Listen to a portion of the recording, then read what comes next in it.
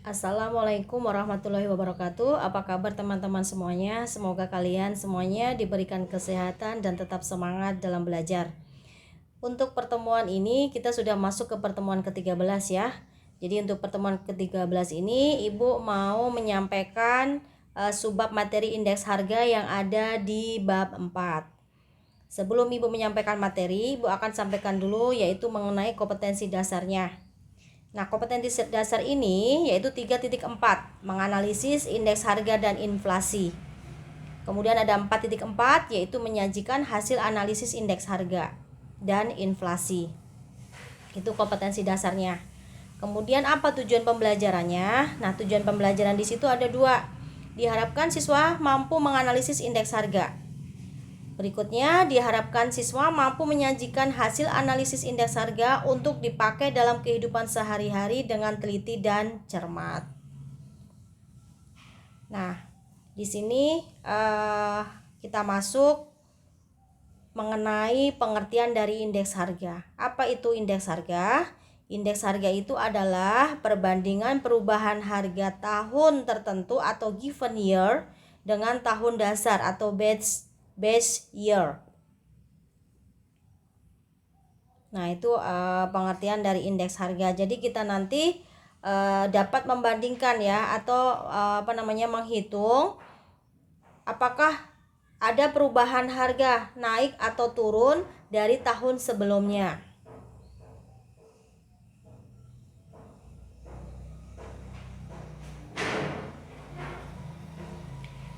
Kemudian Ibu akan sampaikan di sini itu mengenai terdapat 3 kemungkinan dalam perhitungan indeks harga ya.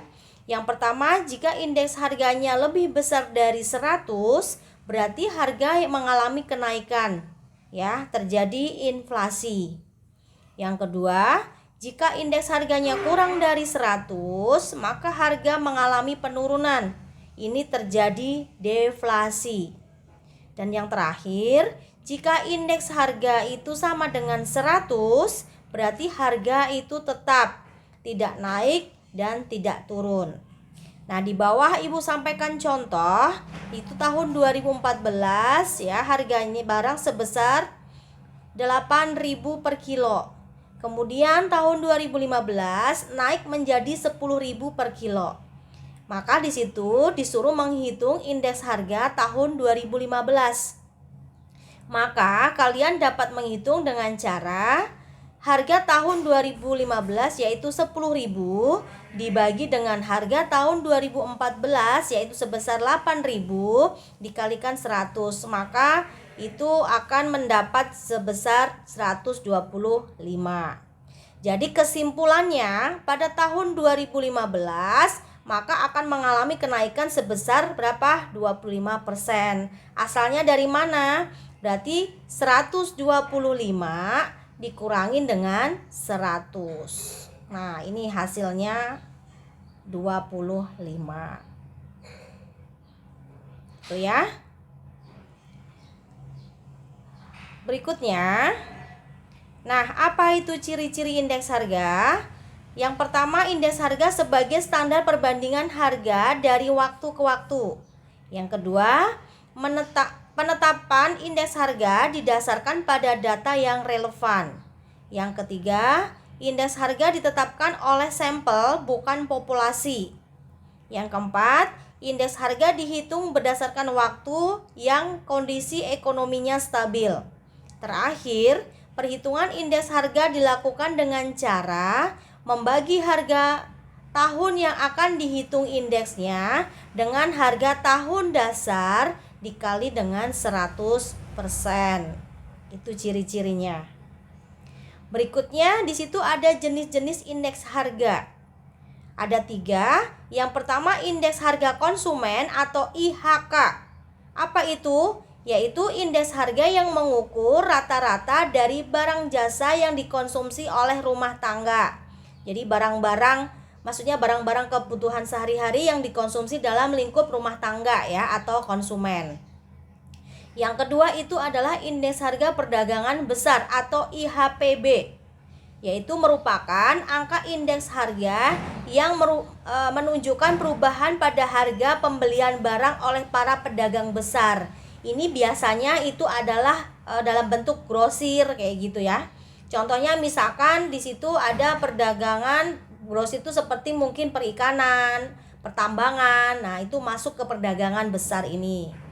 Kemudian indeks nilai tukar petani, yaitu perbandingan indeks harga yang diterima petani terhadap indeks harga yang dibayar petani.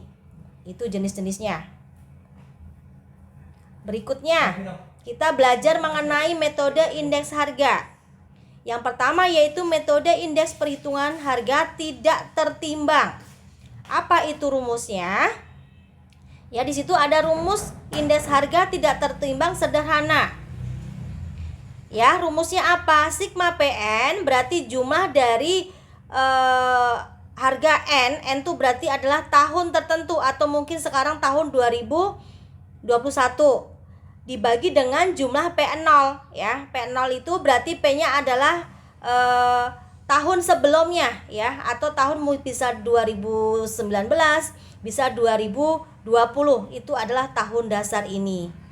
Dikalikan dengan 100%.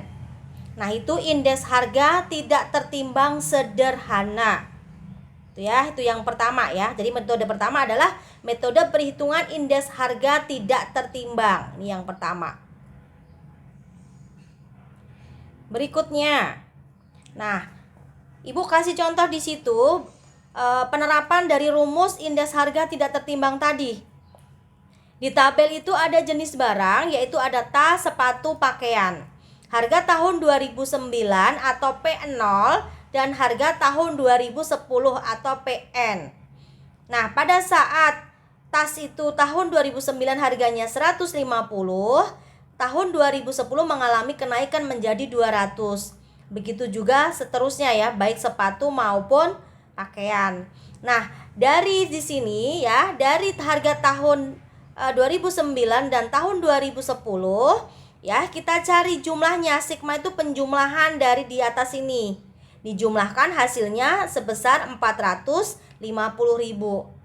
Begitu juga dengan tahun 2010. Maka kita jumlahkan PN-nya ya, sebesar 600.000. Kita masukkan ke rumus tadi.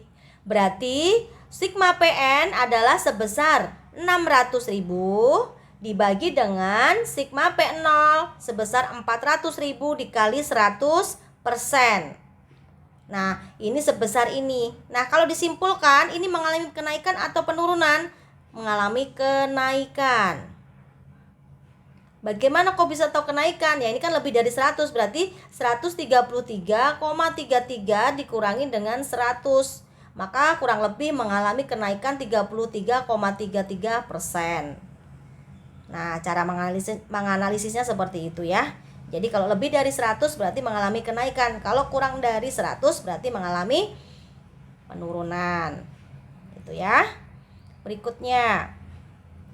Nah, berikutnya adalah kedua itu metode perhitungan indeks harga tertimbang. Yang tadi kan pertama tidak tertimbang. Sekarang yang tertimbang. Nanti yang tertimbang itu ada dua metode. Ada metode less payers dan ada metode Paskes ya. Di situ. Nah, rumusnya apa? Nah, ini bisa dilihat di sini. Apa sih itu metode less payers? Yaitu metode perhitungan indeks harga tertimbang dengan menggunakan faktor penimbang kuantitas atau jumlah barang tahun dasar 0. Rumusnya apa? Sigma PN kali H0 dibagi sigma P0 kali H0 kali 100%. Ini rumusnya. Rumus metode less payers ini disingkat dengan IL. Ya, indeks less payers. Nah, ini rumusnya. Kemudian kita terapkan ke dalam bentuk soal. Nah, di sini Ibu kasih contoh ya, ada barang A, B, C, D, E. Harga ya, harga pada tahun 2010 dan tahun 2011. Diingat, untuk IL atau less payers tadi adalah yang digunakan adalah tahun dasar atau Q0-nya ini. Nah, Bagaimana caranya? Nah, ini kuantitas tahun 2010 ini sudah diketahui ya. Jadi untuk yang A itu kuantitasnya 5, kemudian yang B kuantitasnya itu adalah 10, kemudian yang C adalah 20 dan seterusnya. Nah, sekarang kita mencari P0. P kali 0, P kali Hi 0 ya. Jadi P-nya berapa? Ini P0 berarti di sini kamu lihatnya. Dikali Hi 0, oh di sini. Oh, berarti ini dapatnya 10, kita kalikan. Berikutnya P0 ya, di sini P0-nya 3. Kemudian di sini Hi 0-nya 10, maka kita kalikan dan seterusnya. Nah, ini hasilnya. Kemudian kita mencari PN. PN kali Hi-N ya, maaf, PN kali Hi-N. Nah, PN-nya berapa? Maaf, itu bukan apa namanya, bukan Hi-N ya. Di sini adalah, maaf ralat. Di sini adalah Hi-0. Nah, kita lihat ya, kita lihat. Sekarang PN-nya berapa? Oh, 3. Ya, dikali Hi0. Hi0-nya adalah 5. Maka kita kalikan, ini hasilnya menjadi 15. Berikutnya PN-nya 6 dikalikan dengan 10. Hasilnya adalah 60. Nah, ini dan seterusnya ya. Itu. Jadi Ibu ralat ya, di sini adalah PN kali Hi0. Ini Hi0 ya, bukan Hi-N, diralat. Nah, kita masukkan ke rumus. Untuk IL itu rumusnya adalah sigma PN kali Hi0 dibagi dengan sigma P0 kali Hi0 kali 100%. Kita lihat PN kali Hi0 jumlahnya berapa? 212. Masukkan sini 212. Dibagi dengan P0, sigma P0 kali Hi0 adalah 133 dikali 100%. Ini hasilnya. Nah, berhubung ini lebih dari 100%, maka di situ kesimpulannya mengalami kenaikan sebesar 59,40%. Nah, itu caranya ya. Oke, berikutnya. Metode yang kedua ya, yang tertimbang kedua adalah metode Paskes ya, atau GNP deflator. Apa itu? Yaitu perhitungan angka indeks harga tertimbang dengan menggunakan faktor penimbang kuantitas tertentu atau Hi-N. Tadi kan Hi0, kalau IL adalah Hi0. Ini Paskes ini Paskes ini adalah kata lainnya IP. Nah, rumusnya seperti ini ya. PN kali Hi-N, jumlah PN kali Hi-N dibagi dengan jumlah P0 kali Hi0 dikali 100%. Nah, ingat jangan sampai kebalik ya. Kalau tadi pembedanya, kalau IL di sini adalah pasti Hi0 semua. Tapi kalau yang di IP itu pasti Hi-N. Ini IL, ini adalah IP, diingat di sini. Ya, itu rumus untuk IP ya. Kemudian lanjut diterapkan ke soal. Nah, sama seperti kayak tadi ya. Ingat ya. Tadi Ibu sampaikan di sini, kalau yang IP itu adalah yang menjadi dasar itu adalah Hi-N-nya. Kalau IL adalah Hi0-nya. Nah, di sini sama. P0 kali Hi-N. Di sini sama. Ini P itu pasti harga ya. Ini P0. Di sini adalah PN. Nah, sekarang kita cari P0 kali Hi0.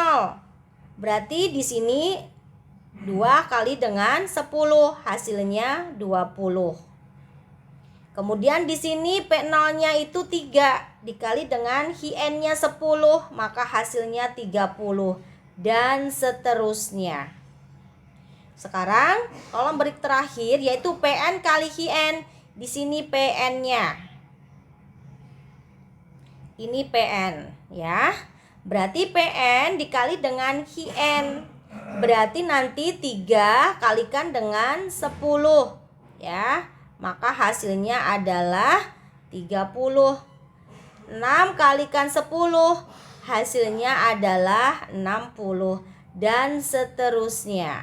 Kemudian dari ini dijumlahkan ya hasilnya ini. Nah, kalau sudah dijumlahkan, kita masukkan ke rumus. Rumus IP tadi adalah jumlah PN dikali dengan HIN dibagi dengan P0 kali dengan HIN kali 100%. Maka P kali N itu jumlahnya sebesar 235 dibagi dengan 150 dikali 100%. Maka hasilnya adalah 159. Nah, ini mengalami apa? Kenaikan juga. Sebesar berapa? 59,40%. Nah, itu ya. Itu beberapa metode yang Ibu sampaikan. Jadi ada 2 metode. Metode harga tidak tertimbang dan ada metode harga tertimbang. Kalau yang harga tertimbang ya, itu ada 2 tadi ya. Ada 2 yaitu IL ya, last pairs dan purchase ya di situ atau IP. Oke ya. Jadi untuk pertemuan hari ini hanya indeks harga dulu yang Ibu sampaikan. Jika nanti ada yang belum paham, bisa kita atau kalian bisa nanti nanya langsung atau mungkin lewat WA dari Ibu ya. Oke, cukup sekian ya yang Ibu sampaikan. Terima kasih.